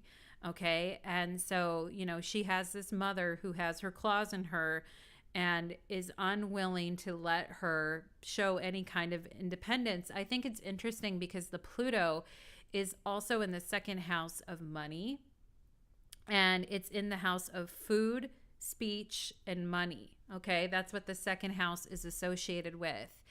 Speech, particularly in Vedic astrology, but in Western astrology, food and money for sure. And the fact that her mother would control her food, her mother would control, like, every single thing that she ate, the medicine she was given, everything like that, was forcing her to be fed through a feeding tube. That's very second house Pluto stuff. And, you know, the money, that the lies and the secrets and the family secrets, the entrenched family secrets there, about the money and how they were making money off of the fact that, quote unquote, you know, her daughter was ill. Now, if we look at the ruler of the sixth house of illness here for Gypsy Rose, it's representing, the ruler of the sixth house is ruled by Pisces, or that Jupiter in Leo, which was opposing the moon. So my mother loves all the attention, the gifts, Jupiter in Leo, all the gifts, all the benefits, all the awards, all the attention that she is getting because I am sick. My mother loves getting that. And you can see, like, you know, the moon is squaring Pluto there, the level of control that her mother had over her. And it was interesting because Gypsy Rose said that in going to prison after her mom died, that it was like way better than living in her mom's house, and she had more freedom than she ever had in her life being in prison versus being in her mother's house. And you can see Gypsy Rose is a Libra rising, and the ruler of her ascendant is that Venus in Virgo in the 12th house. And so, you know, her whole life believing that there is something wrong with her, and she was basically incapacitated for the first part of her life, and stuck in bed, incapacitated, and then she was in prison. I mean, she really has had the 12th house experience, particularly in the sign of Virgo, of sickness and illness, and, you know, her mother putting all these, like, psychological illnesses on her as well. It's interesting because Gypsy Rose, while she was in prison, she met her husband and ended up marrying him. Look at the ruler of the 7th house of partners is also in the 12th house there, with the Venus-Mars conjunction in the 12th house of her and her husband meeting while she's in prison, because she's finding more freedom in actually prison than she is with her own mother. Yeah, Sarah says that's her 12th house talking for sure, right? Like, you know, having Venus, a benefic, in her 12th house. Yeah, it is with Mars there, but, you know, she ends up finding a partner and getting married while she was in prison. Her first husband, or her only husband, but her first husband, she's now divorcing, but she meets while she's in prison, and they end up getting married, and she's actually having a good time in prison compared to how it was living in the house growing up with her mother. And so that is very interesting. I also think that, Gypsy Rose also, when you look at the parallels and contra parallels in the chart, she has the Moon Chiron in a contra parallel relationship here. You can tell from the grid that the Moon Chiron are in a contra parallel relationship. Moon Chiron, mother issues, food issues, everything basically just supporting everything that we've been saying about the Moon-Pluto and the trauma and the issues. Now, I mentioned earlier, like about Jewel's chart and how Jewel also has Saturn in really close aspect to her moon as well. Gypsy Rose, she has now Saturn is the moon had just passed Saturn after she was born, and they're a little too far to be considered a dead-on aspect. It's about 11 degrees off there. But I mean, that moon and Saturn are within 11 degrees of each other in Aquarius together. Now, remember when I said to you guys earlier about Jewel's chart and how her moon was close to Saturn and how it just made everything even worse for her? I feel like that's true for Gypsy Rose as well.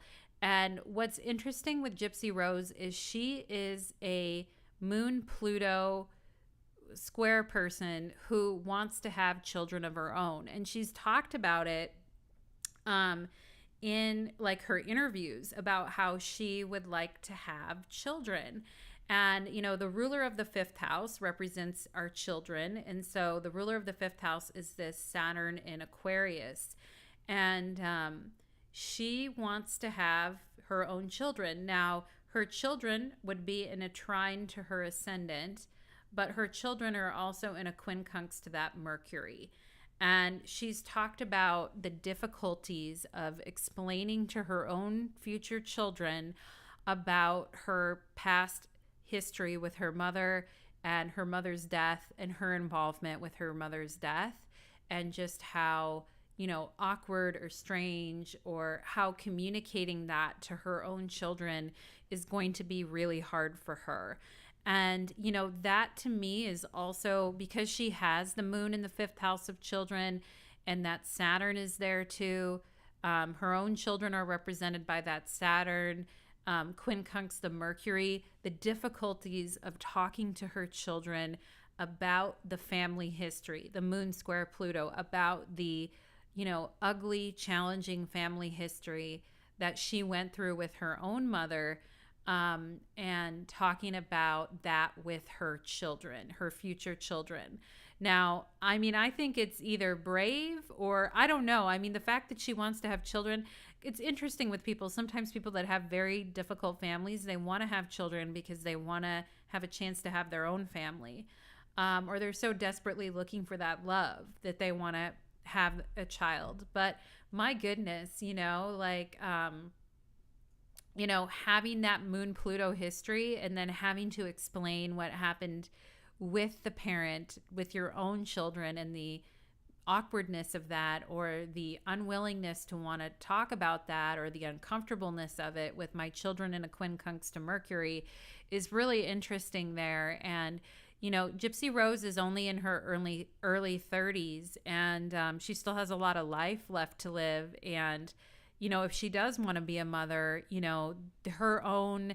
And what's interesting when people have Moon-Pluto stuff, or tragic families or traumatic families, a lot of times you don't fully even feel it until, and I've seen this with people in my life, it's like they don't fully get it or feel it until they have children of their own, and they're like, oh my God, like the reality of what their parent does really starts to hit them, and the family history is really overwhelming. And she's already talked about that family history, and how her children will be able to deal with that with her and talk to her about that. And it's a heavy family history that she has here now, in the situation with her mother and everything that happened there. And what's interesting is around Mother's Day, I found a video online of Gypsy Rose talking about her mother, like just a couple weeks ago, actually, saying how she forgives her mother, and she loves the part of her mother that was actually um, good, and that people may not even understand that. And so, there's so many people that are like, has she even processed what happened and what actually was going on, and how much is she pushing away versus what is she learned and understood? And there's just a whole like debate about it. And Gypsy Rose also has the sun opposite Saturn. So she was separated from her father when she was younger as well. And, she also has the Sun Chiron conjunction in Leo, her very interesting relationship with fame, and how that fame either like hurts her or helps her. Um, but yeah. And what's interesting is her ex husband, who was her husband at the time, talked about how Gypsy Rose is emotionally, and was like, sometimes she's like really intense, and sometimes she's really like hard to control, or she will not hard. I don't know how he put it, but he kind of made it seem like that there's a side of her that is very like, like stubborn and wants the upper hand and wants to have the power and wants to have the control in the connection or in the relationship. And there may be a part of her that is very much like that as well, that kind of inherited some of that needing to be in control and needing to be in charge of things, especially in the fixed signs of Aquarius and Scorpio, of I need to be like, you're going to listen to me, that type of energy. And so how she takes that into her own mothering, or how she takes it into her own future children, is going to be an interesting thing for her, as she navigates the rest of her life with the freedom, her newfound freedom that she has. And anyway, you guys, that is what I have for you today on the Moon-Pluto. I hope that was informative, and I hope you enjoyed my little Moon-Pluto talk there. And if you have any thoughts or comments, please do share on the video. If you're interested in my work as an astrologer, you can always book a reading with me, and I will drop a link to my website below if you're wanting to book a reading with me. Thank you so much for sharing this evening with me, friends and alike, and hope everybody takes care now. Many blessings. Bye-bye.